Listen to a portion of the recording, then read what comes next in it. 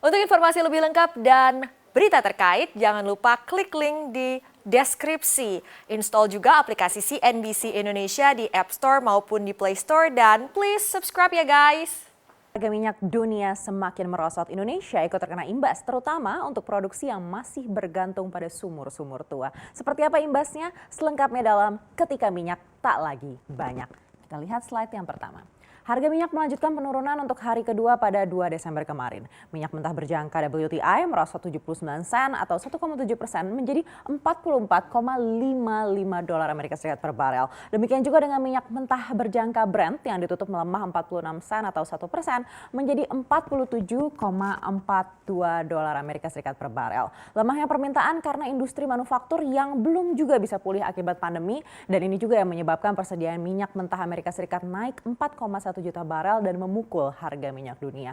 Dikutip dari jajak pendapat di Reuters, 40 ekonom dan analis memprediksi Brent akan mencapai 49,35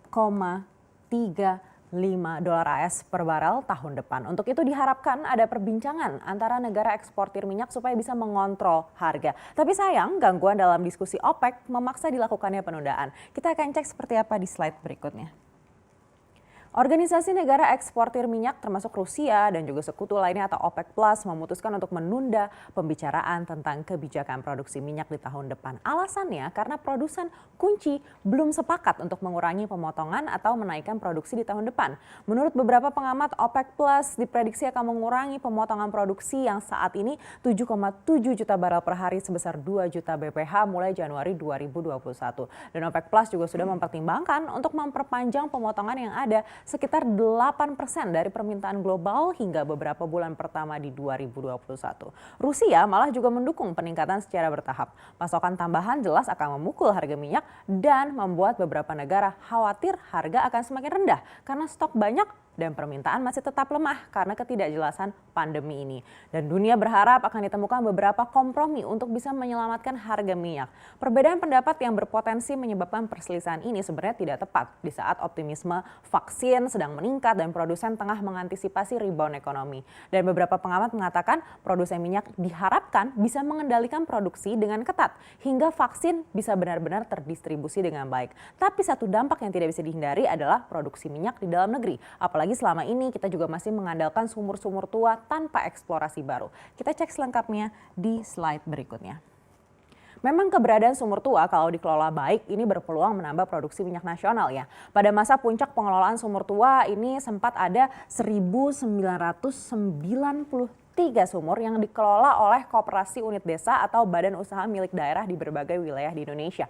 Namun saat ini jumlahnya menurun jadi 1.400-an saja. Nah saat ini kontribusi sumur tua tersebut bisa memberikan sebanyak 1.905,23 BOPD. Padahal sebelumnya pernah mencapai 2.143 BOPD. Nah tentu ini adalah penurunan ya yang harus segera ditangani di tengah banyaknya kendala. Yang juga menjadi kendala lainnya adalah pengeboran sumur minyak ilegal. SKK Migas memprediksi produksi dari pengeboran sumur minyak ilegal ini bisa mencapai 10.000 barel per hari. Memang diakui oleh Deputi Operasi SKK Migas kalau pengeboran ilegal ini mulai marak sejak 2 tahun terakhir. Dan ini merupakan dampak dari sumur-sumur tua yang sudah dioperasikan sejak tahun 1970-an. Karena sudah ditinggalkan lalu ada oknum banyak yang memanfaatkan dengan mengoperasikan sumur-sumur tersebut menggunakan cara-cara yang sederhana. Tentu penanganannya harus bersama ya, tidak hanya SKK Migas tapi juga aparat keamanan dan juga pemerintah daerah. Karena kalau tidak dibenahi, bagaimana mungkin Indonesia bisa mencapai mimpi produksi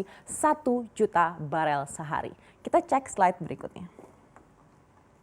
Pemerintah menargetkan produksi migas bisa mencapai 1 juta barel per hari di 2030 nanti. Meskipun di tahun ini realisasi produk minyak bumi ini masih di kisaran 710.000 barel per hari dan lifting minyak ini masih di 706 BPH. Bila target 1 juta barel ini bisa tercapai, maka sektor hulu migas nasional akan mencapai rekor produksi migas terbesar sepanjang sejarah. Nah, untuk mencapai target tersebut harus ada perubahan pola pikir dan kemauan untuk keluar dari zona nyaman ya.